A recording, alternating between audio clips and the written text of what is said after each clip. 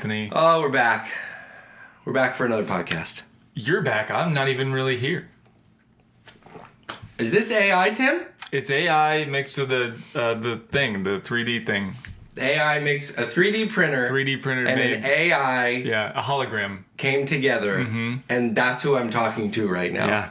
I'm going to ask it a question only Tim would know. Tim doesn't know much.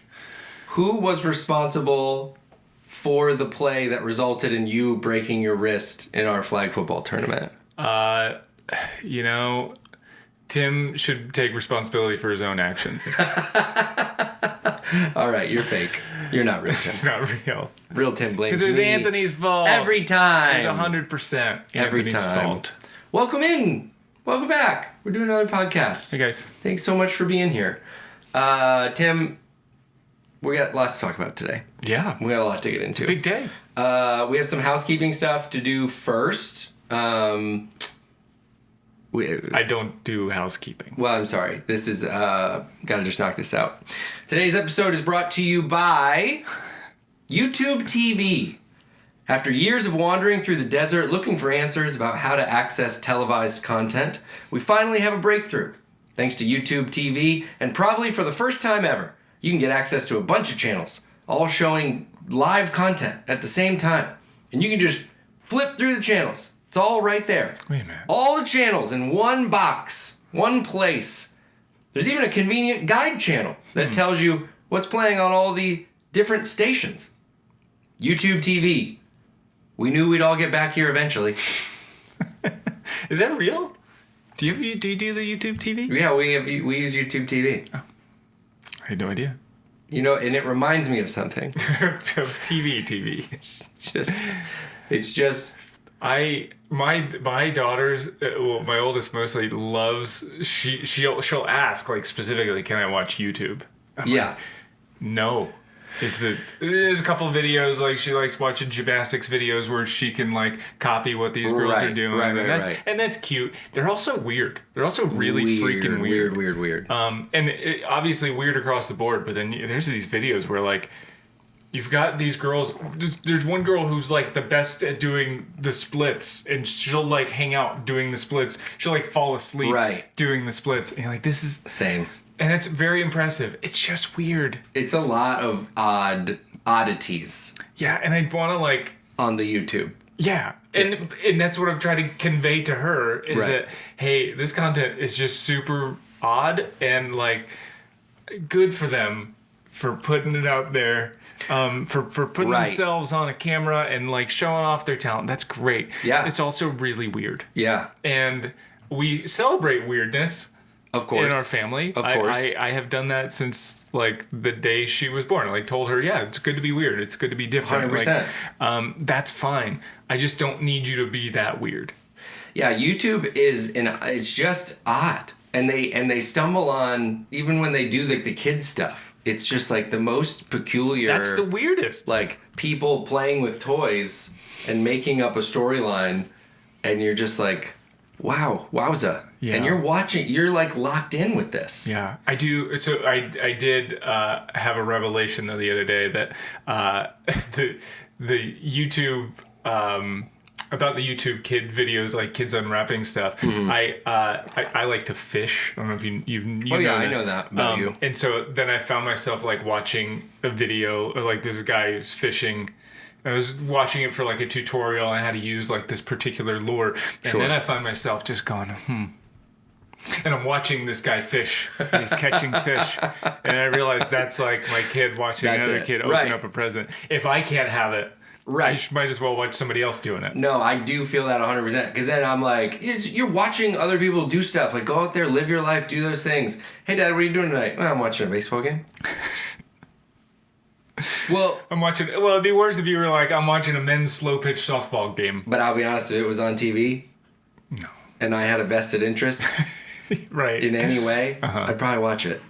Like I get it. I'm saying, don't be quick to like come down on these videos because you'll find it's not that far off. Right. There's something to it. Right. But YouTube TV is just cable. Yeah. Well, It's a different. Which I thought was kind of funny because I'm like, oh, YouTube TV, it's probably like different creator channel. No, it is exactly cable. Just TV. No. Just cable. We're back.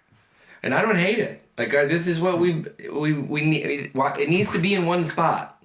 I don't like this. Where you're like, what show are you into? And you're like, oh, I like Yellowstone. And you're like, oh, but you got to have Paramount Platinum Peacock Plus. And then if you have that, and then you watch it with commercials. But like, if you get the next week's episode is going to be sponsored by Paramount Peacock Plus. It's also dawning on me that we are on YouTube now. So we love YouTube. Is what we're saying. We're just not on YouTube TV. We're not, but and we love YouTube, and YouTubers are great. And that's the way we feel. Weird as they may be. I just don't want my kid... That's what makes it special. I don't want my kid, like, just standing around... Well, not standing around, but, like, just doing the splits. Like, we're on our way to the movies, and she's doing the splits. She's doing cartwheels a lot. She's doing a lot of cartwheels. She does cartwheels to get from point A to point B. And that's the most inefficient way of getting there. But and I'm okay with that. I can't criticize it too much. She also does a very nice cartwheel. She has a very good cartwheel. But she'll do it like in our living room. It's tight space. Yeah. But she'll do it over and over and over. And I'm like, I'm gonna kill you. Right. The only equivalent I feel in my house is that my two kids race everywhere. So it's just like the most like stuff's gonna get knocked out. Guys, you cannot be. At least they're getting there faster. Doing these. Well, you'd think somebody ends up on the ground. It's a whole thing. That's what this episode's brought to you by. We've got that covered. Today is a special segment of the podcast. If you are new to the podcast, just joining us, this is a segment we call Christian Movies Are Funny. Tim. Hilarious. Well, we believe that here on the podcast. And today we are discussing the 2015 dramedy about a man called Jon. Tim, what can you tell us about this movie, A Man Called Jon? A Man Called Jon was, released in 2015, directed by someone named M. Legend Brown. Legend. And I believe the M stands for Mike or Michael. If I'm wrong, let me know. Is that just a stab in the dark you're making? No, I had to do some deep diving. Okay. And, looked up M. Legend Brown, couldn't find it, and then found the guy's Facebook post, and he was standing next to the actress Vernee Watson, who's in the film. Okay. Or Vernee, sorry. He was standing next to her, so I figured it was him. But there's also his Instagram handle or something that was connected to it was Big Mike Trucks or something, and I was like, okay, it's gotta be it. See, and people always say to me, they're like, Tim comes on the podcast, he just probably spends all his time getting ready and doing his hair and picking his clothes. He's working. Mm-hmm. That's what the people need to know. You're putting in the work to figure out. And I did a lot of work on my outfit today too. Well, I mean, not that that's not happening, but that there's also a lot of work. And also the middle name Legend is tough to give you. I know. That is a hard... But I don't... Here's the thing, is I don't know that that's actually his middle name. And hear me out. Okay. So it's directed by M. Legend Brown. Okay. Written by Michael D. Brown. And I think it could be the same person. Well, I mean, it's not terribly uncommon for a writer or a director or writer to write under a pseudonym. Right. They're just so similar. Yeah. I guess they could probably have the same email address if it's M Brown 45 at Hotmail. So I think it could be the same person. Again, that's just a speculation. If somebody out there knows the truth, please phone us. So maybe when you're on a movie set and you're wearing different, that's also very common, right? You're director, writer, producer kind of thing, and they would say I put on my writer hat, my producer. This is potentially an identity shift. Hey, you're talking to Legend right now, and he's the director. Let me go get you. You got a writing problem? Now he's here.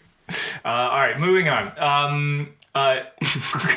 Christian Heap stars as John Terrell Carson. Yes, he's got all three names. This is all that name. He talks about multiple times. Yeah. Charisse Henry Lamb plays Robin Harris. Oh, okay. Vernee Watson as Secretary Helen Black. You may remember Vernee Watson from everything because she is in everything. She played the secretary? Yeah. Yeah, I thought she looked familiar. So she's been, I mean, if you go back, you can go back decades. She's been in like Grace Under Fire. She's in ER, NYPD Blue, all of those, JAG, West Wing, Malcolm in the Middle. Don't forget, she was also in Garfield, Tale of Two Kitties. It's my favorite one. But most notably, she played Viola Smith, aka Will Smith's mother in Fresh Prince of Bel-Air. Yeah. What? Yeah, you got to go back. The second one? No. Oh, the mother. Will Smith's actual mother. Yeah. Okay, not the aunt. Not aunt. Yeah. Aunt Viv. No, she. This is her. Like, and I remember her. Wow. I remember her from back then. I had to like double check and look it up. Yeah. That is. Oh man, I knew she looked familiar, but I know. This is why we do this. So they're like legit names in this film. Matthew Greer stars as Gerald Dickens. I didn't recognize his name, but when I saw he was familiar. He also plays a coach for a couple of episodes on Friday Night Lights. Yep. Mm-hmm. Yep. And then Ron E. Harris as Thomas Cole. He wasn't really a notable character in the film, but he's the mustache guy. He's the mustache pastor at the early on. Yeah. He looks like another actor named Kirk Fox. It's not him. I had to double check and make sure it wasn't him. Uh-huh. He's the guy who plays Sewage Joe on Parks and Rec. But he looks he does look like him. Yeah. Which is not a compliment. And that was the guy that was on Jury Duty, right? Yeah. I kept thinking that the wife, John's wife, was the woman from the singing one, Pitch Perfect. Oh no, I didn't. I kept thinking she was. I thought she was the Perfect. wife from one of the other movies that we watched. What? Honestly, like I had to double check because I thought they're all the same at some point. Yeah. The one when the family dies, when they're in the car crash and he goes back in time. Oh, Assassin 33 AD. Yeah, that one. The British. Mm-hmm. Oh yeah. Wow. Okay. Good background there. Do you have any sort of synopsis you want to tell the people? Yeah, so IMDb has two, or they have their main one. The recap says, John loves to worship God, but his way of showing it is unconventional, which creates conflict in his church. And that was kind of lame. But then I found one that M. Legend Brown also wrote about, and it's longer. A Man Called Jon is a lighthearted dramedy about Pastor John Terrell Carson's unusual style of worship. John's church is very traditional and not accustomed to outbursts during service. One day after John embarrasses the church along with his family, senior pastor Stanham decides to reach out to Bishop requesting that John be assigned to a church. This is such a long... I know. I'm halfway done. Well, I also disagree with the take of the story. I know. But he wrote it. He directed it. I don't know what the writer wanted. This was M. Legend Brown, the director. Dude, D. Michael Brown would have never approved this synopsis. Michael D. Brown, but okay. Anyway, that's the synopsis is he gets fired. There you go. We're going to give you a better synopsis, but before we do, we like to say a couple things. One, making a movie is very hard. We've never made a movie. It would be really fun. Not like a really long one. Not like a long movie, which this had some length to it. This is making a movie is hard. There's a lot of moving pieces. You gotta get everybody together. You gotta write a script. You gotta get costumes. You gotta get wardrobe. All of it. It's a lot of stuff. And so we just didn't. I always say this, and it matters to me that this is not a fun thing to just pick apart people who try. You tried. You made. And you didn't just try. You did it. You made a movie. Everybody involved made a movie, and that's great. And I love that people make movies because what else would we watch on YouTube TV, right? We need the movies. We need the movies. So thank you to everybody who's out there making things and creating and doing the difficult work of bringing ideas to life, because that matters. Now, what we do here is we consume the work you did, and then we discuss. Consume. Oh, disgust. We discuss. That's what I was thinking. So we have watched the thing that was made, and then we talk about it here because it's fun to chat. Just stating facts and some opinions, and that's it. Man Called Jon is available on YouTube. You can watch the whole thing on YouTube. Stop with the YouTube plugs. Anybody? You can watch the whole thing on YouTube. We'll put the link in the show notes. And if you want to watch it without spoilers, then you can do so starting right now. Because I'm going to give you a synopsis that has spoilers. Yeah, all of them. A lot of spoilers. We're gonna unpack. So if you want to go watch it, go do that right now. Okay, if you're back, or if you stayed, then that means you're going to just kind of rock with us. Here's the synopsis. If you saw this movie, forgot, or never saw the movie. But I assume most of you did. When you hear a story of a dog being killed by a man trying to make a sidewalk, you probably feel sad. Maybe even a little mad. Not a Man Called Jon. This story inspires Jon to run up and down the aisles of his church, raising his hands and shouting praises to the Lord. As you can imagine, this type of reaction completely ruins Pastor Daniel's dog-slaying sermon illustration, and so the church moves to remove a Man Called Jon. A Man Called Jon is relocated to serve as the pastor of a local black church. You can imagine this church's surprise when they find out their new pastor is not just any man called Jon, but a white man called Jon. The church secretary faints at the sight of a white pastor. An associate pastor and fornication preacher, Uncle Gerald, sets out on a plot to both oust a Man Called Jon as pastor and also to cause unnecessary confusion around the ALS fundraising Ice Bucket Challenge. Gerald's devious plan works, and Jon is ousted from the church until Gerald has a change of heart, makes peace with... Consume and discuss. Gerald has a change of heart, makes peace with his fornication obsession, and brings Jon back to the church with a demotion. That's the movie in a nutshell. That's accurate. All those things happened in A Man Called Jon. And it's like the rough outline. Now you're all caught up to speed. So to break this down, Tim, let's chat. These are our questions we ask every time we watch a movie together.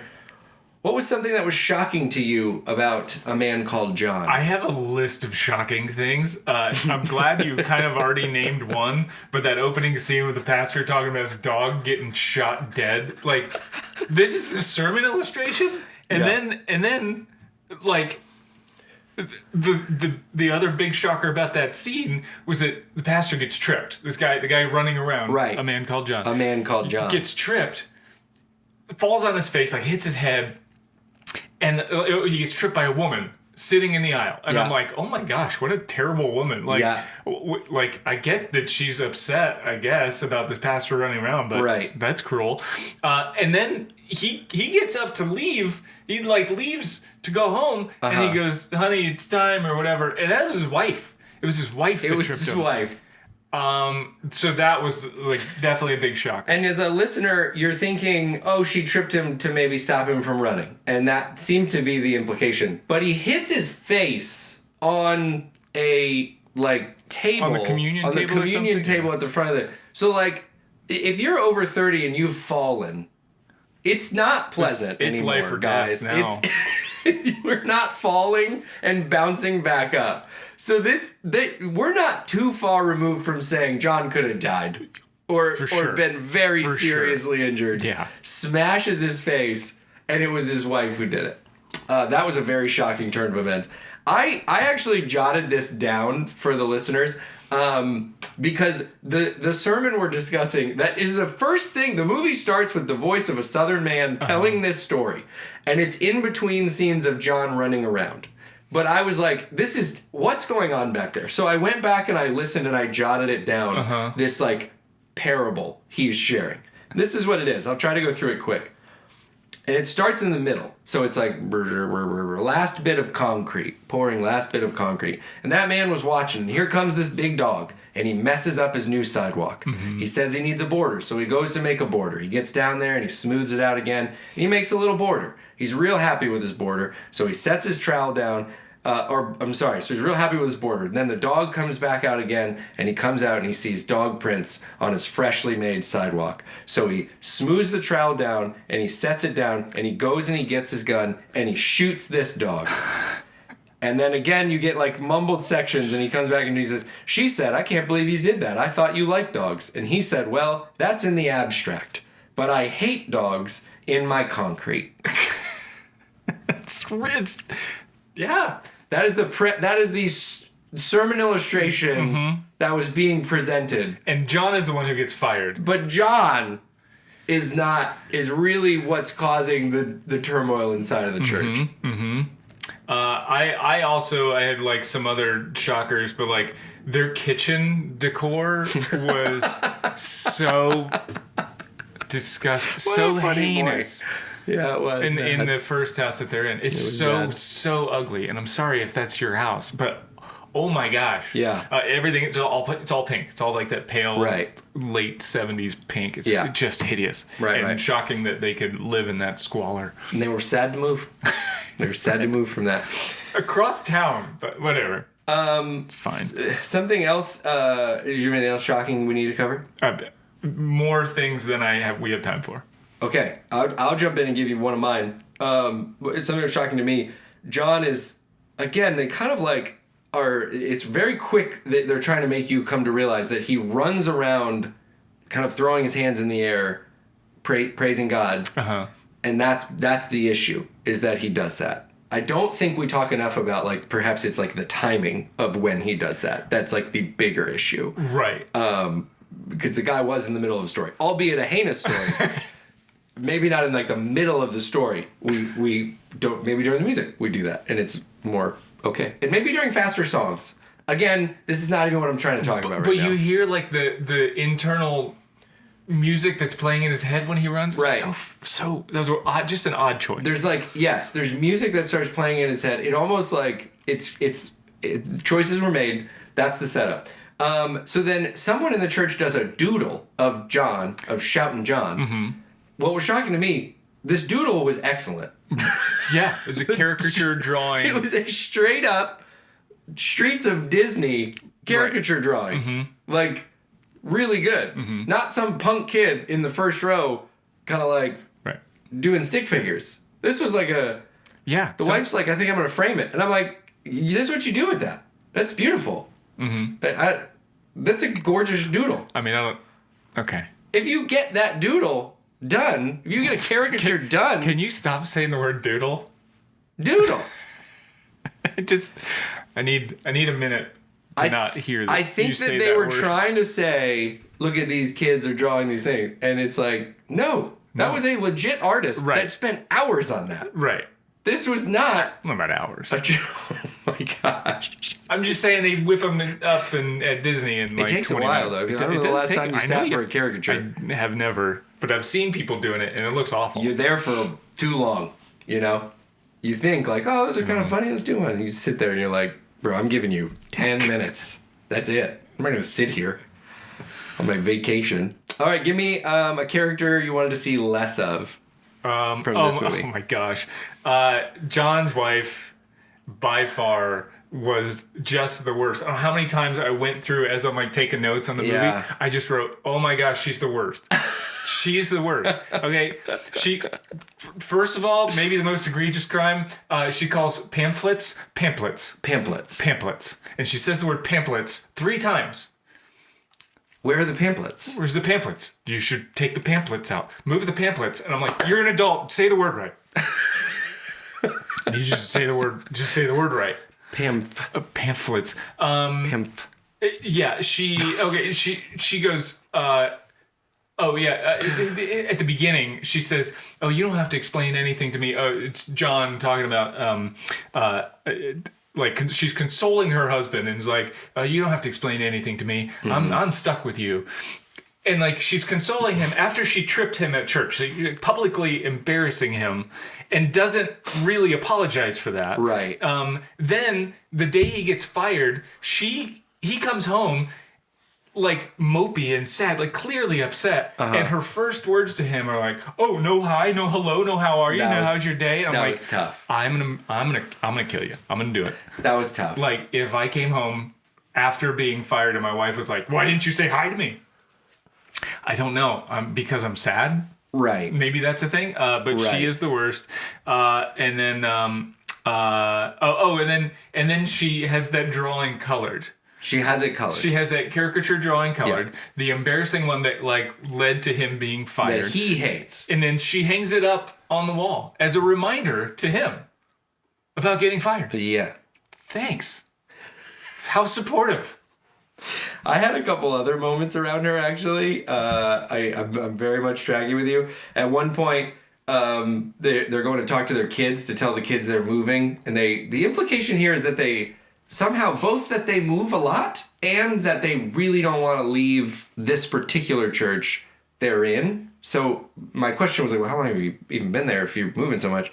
But they have to tell the kids they're moving, and they have this little chat right before they go where she's like, this is going to be tough, but we're going to do it as a team. We're going to do it together.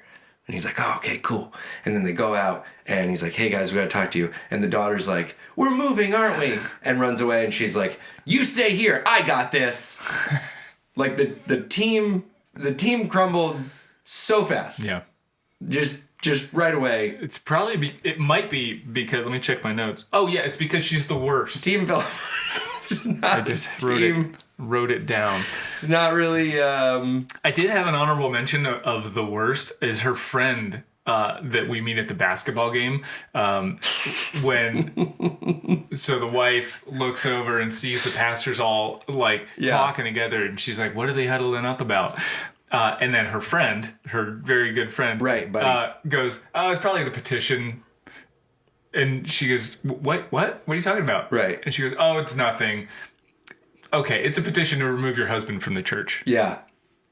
Oh, thanks, friend. Thanks. Yeah. And she's like, you didn't sign it though, right? And she's like, well, I did. She doesn't say that. She takes a bite of a hot dog. Like, her face tells you that, but I noted that sequence. You didn't sign it, did you? Hot dog bite. Right. And they're made for each other. I had those two marked. Just like same observation, different take. I wanted more of the frenemy dynamic. Reminded me a little bit of like because you watched the show and now I'm watching some of it. It's not a Christian show for everybody watching. Is it on YouTube TV? It should be. Succession reminded me a little of Kendall and Stewie, like where you're kind of friends and you also like are awful to each other and betray each other constantly, but for some reason there's like a connection here still, and I was like, I want more of you two characters.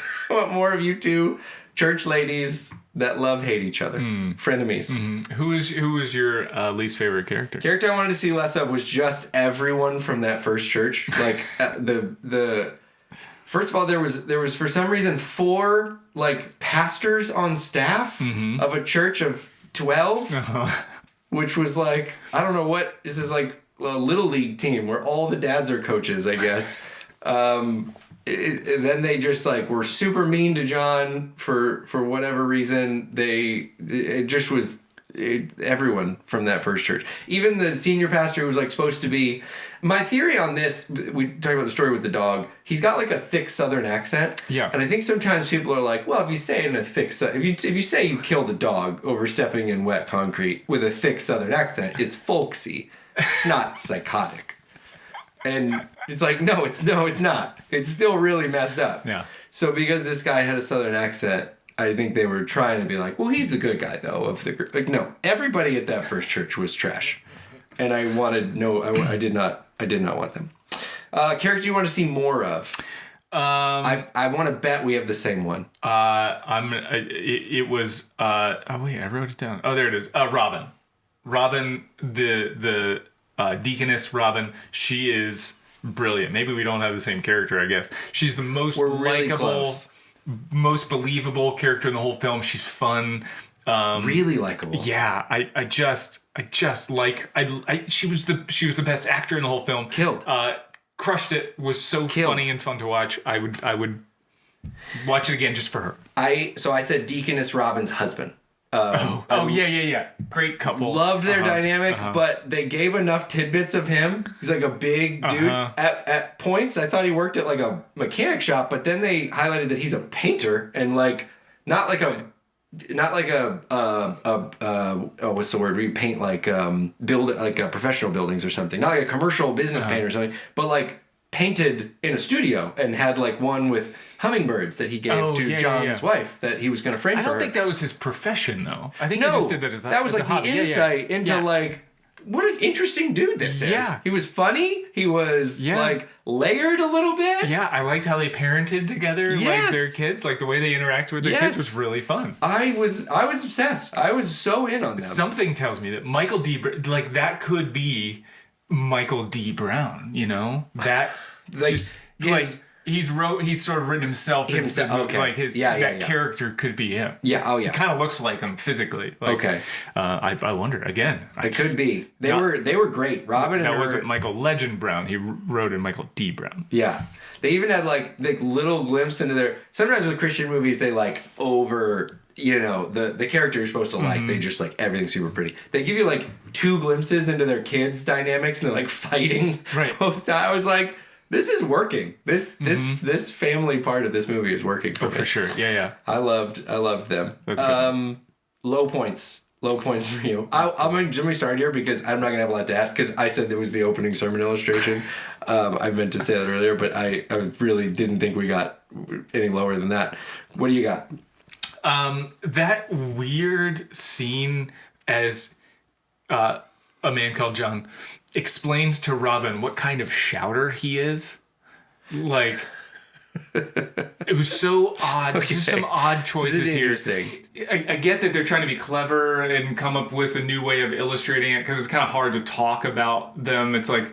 It almost seemed like a stand-up comedian bit. Right. Very much and where the comedian would probably be able to illustrate it like live and in person. Right. But they needed someone to sort of illustrate it in a different way. But the choice that they made to have both characters look over as if they were in the room, like in the sanctuary with them during that discussion. When we established this was an empty room. Right. Yeah. We'd already established there's nobody in here. And then they make the choice to go look over there. As if they're both imagining this thing. And then the final one is him saying, oh no, I dance like this. And they just play the clip again of him right. at the first service running around with the music. It was like, it was just an odd choice, I thought. Yeah. And it didn't make sense. It really threw me off. Yeah. So that was a low point. Yeah, and that this was one where like they were the subject matter of this, at least what they were kind of trying to get at, your synopsises touched on it, was his expression of worship. Because this is a thing, not in a church that me or you grew up in, but this is something people do, is they will like run through the aisles, this bit where they're like dancing more. So I don't know that environment I'm not super familiar with it. I've only like seen, I've not been in one. So there were points where I'm like, I don't know, is that a normal thing? But the clips I've seen, it's like everybody's doing it. It feels very like, this feels very natural, even though it's not something I've done. Like this all looks and feels right. And every time Jon did it, it did not just because of the environment, but because of the timing and things. Like even when they were singing like a slow song. Right, or in the middle of a sermon. In the middle of a sermon. It was like... I don't think that's when that normally happens. I don't think it's the style even at this point. No. I think it's some of your timing is the issue. But yeah, that bit felt like... People have done this joke about like other expressions of worship. Like people who are like, you know, how do you hold your hands during... right. I mean, we've made the joke about how people pray and what they... Yeah. What are they doing with their hands? You name them something funny. Yeah. And that's what they were trying for. But it was... I'm with you. You had a moment where you were like, I know how we got here, but it didn't feel great. Yeah. I had another low point with like the musical number that the congregation did on Jon's first day at the new church. Yeah. When they're just sitting there. And I'm sure this is something that churches do sometimes, but they just are saying yes, yes, yes, yes, and they're all like that sad. That was it. Everybody, like all 7 people in that congregation were that sad. I don't know that happens, but I could be wrong. It was part Gregorian chant, a little bit. Yeah, I think they were trying to get out, like, there's not a whole lot of energy in this church. They need to be revived. It was just a weird way of doing that. Again, for the listener who maybe hasn't seen it, during what you just did, he puts his hands up and starts doing laps. Yeah. that's where I'm like, no, I just don't think the energy was actually here right now. Right. And he runs around to the old carnival music, like the... Yeah, absolutely. My other low point that I wanted to point out was at the end, so everything's kind of come together. John's been demoted and brought back to the church, and they're singing. There's like a pretty solid gospel music peppered throughout the movie, used as like transitions and stuff, and I left me with like, I bet you there's like some sort of connection, like this is a legit gospel group, because the music was pretty good. And then they do present like a group at the end, but they run like 3 ads in the church service. Like, John's back and we're so excited, that's why we would like to introduce you to Gospel Fest, presented by K98.7 and brought to you by Epiphany Magazines. And they like run 3 ads. I'm like, why did we feel like we had to do that?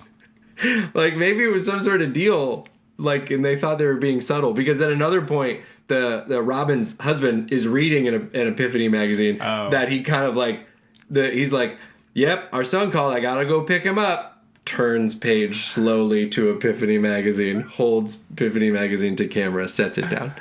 You're like, okay, so. It's funny, I didn't pick up on that. Yeah, that was the ads were my low point. Give me your high point.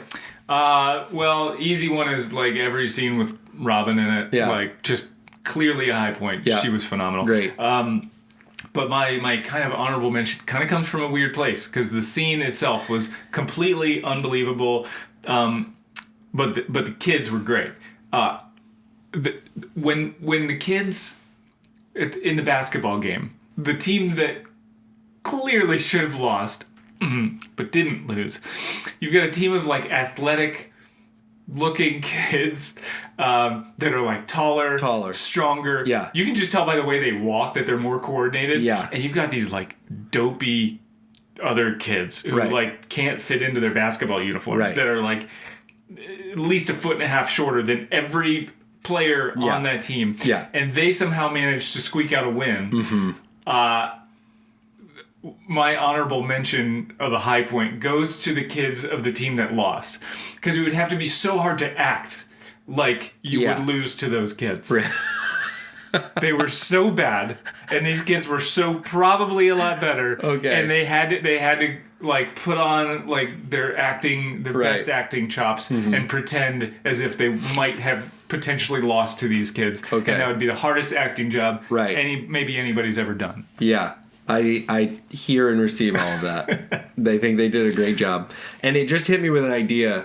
We should do like a Christian movie awards, like once a year. Oh yeah. We should give like categories, and they should be up for supporting actors, all of them, because they did. Those poor kids. Like, they were torture for them. They were solid. But at least they probably got to play that day, and then they were like, okay, but now pretend like you're gonna lose. Yeah. Like, to those idiots. Yeah.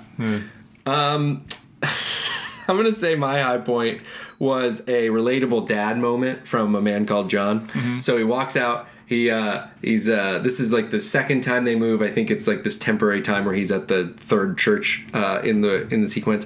And he walks out, and his son's out there, and he says, hey, you want to go shoot some hoops before the movers get here? And his son's like, yeah, that sounds great. And he's like, let me go talk to your sister and see if she wants to play. So he goes and talks to the sister, and the sister's like bummed. And then she shares this like insight. This was a funny scene, by the way, because it was totally one of those like, if you've ever seen the online where you're like, you know what my kid said to me today was, we're never thankful enough for the sun because of the energy that it expends to keep us all alive. Mm-hmm. And yet, where would we be without it? Mm-hmm. And I think to myself, I hope that I'm the sun in someone else's galaxy. And you're like, Rebecca, your kid never said that. That's not something your kid said. Like, I don't know what you want me to... I don't know what your kid said, but that's not what they said. Yeah, no. And so this scene was that, and she was like, but Dad, didn't you always teach us that where we are called to be is not always where we are the most... Like, it was like, all right, too much. But the dad is having this, like, deep conversation with the daughter, and then he's like... And then it's going great, and they have this, like, great connective moment, and he's like...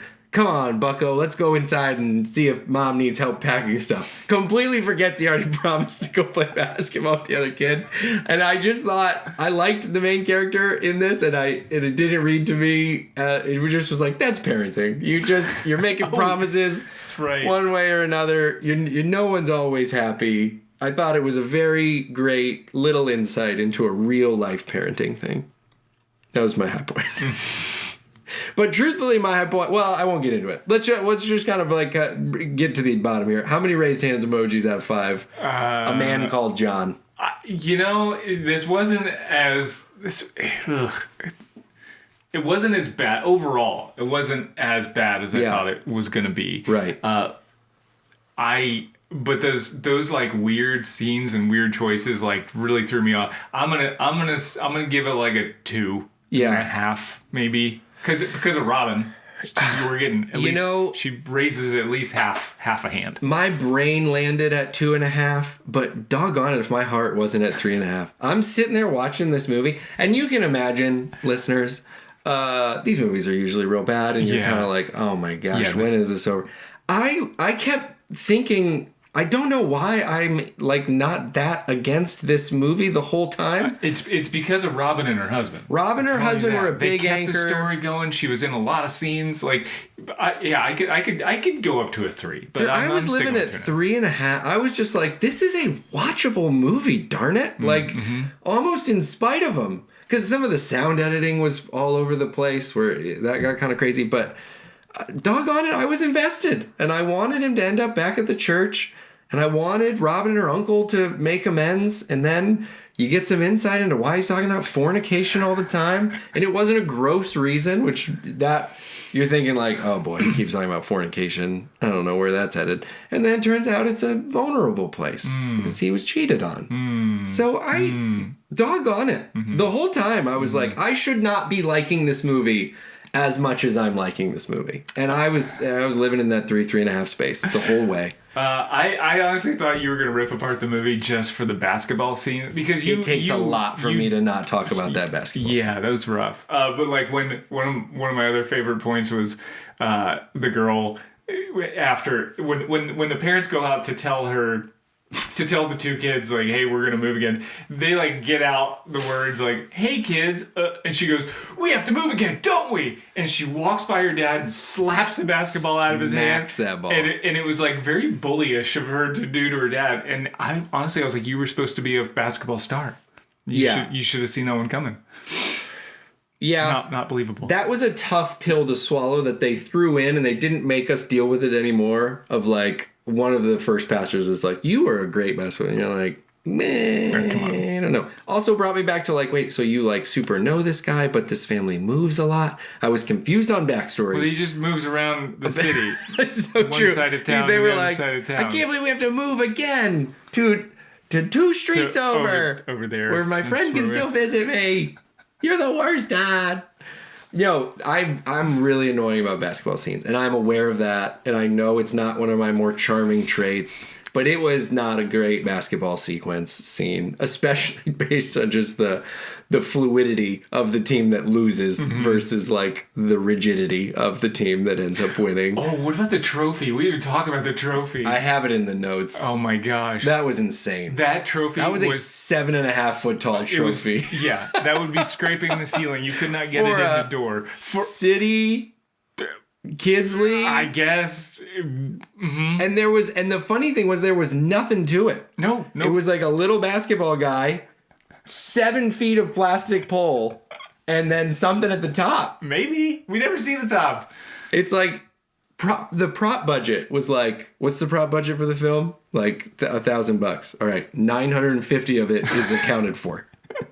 For the kids' trophy in the beginning. I think the prop guy found it and was like, I'm going to mess with everybody on set. And just get the most obnoxious, like he just found it at a thrift store or something. It was such a funny, because he walks in, he has to like give it to the senior pastor. And then the senior pastor has a great line when dealing with that prop of, I know the perfect place for this. Oh yeah? You got a built-in spot for a 7.5 foot, 10-year-old basketball trophy? You got a spot reserved in the sanctuary? For this sucker? It was egregious. It was egregious. I'm glad it came. I was trying to find a way to work it in because also want to work in just here at the end while we discuss what needs to be discussed. At one point, the daughter being a bully, she looks at her and the mom being the worst. To reiterate 2 of your points, daughter looks at mom why can't he just be like other dads? And the mom, that's just not how God made him. I hate him too. I know. You're looking for like, he's a great dad. We're so thankful for him. We're so thankful. No. No, we can't change him. Yeah. Well, we did it. A Man Called Jon. A Man Called Tim reviewed A Man Called Jon. Okay, when you say it like that, it does sound creepy. What a nondescript title also. There's a lot of directions you could have gone. Shoutin' John would have been like a very, kind of grabby title for this, but A Man Called Jon is where we landed. Listeners, thanks for coming along for the Christian Movies Are Funny podcast journey. Thanks for watching if you watched with us, hung out here in the space. As always, encourage your movie recommendations. Or just reach out and say hello. You can do that on Instagram at The Bible is Funny, TikTok at The Bible is Funny. Reach out, say hi, and most importantly, send us the next Christian movie we should review, because we take your suggestions very seriously. So send it along. We'll review it, we'll consume it, and we'll discuss it here on the podcast. See you soon. Later. The Bible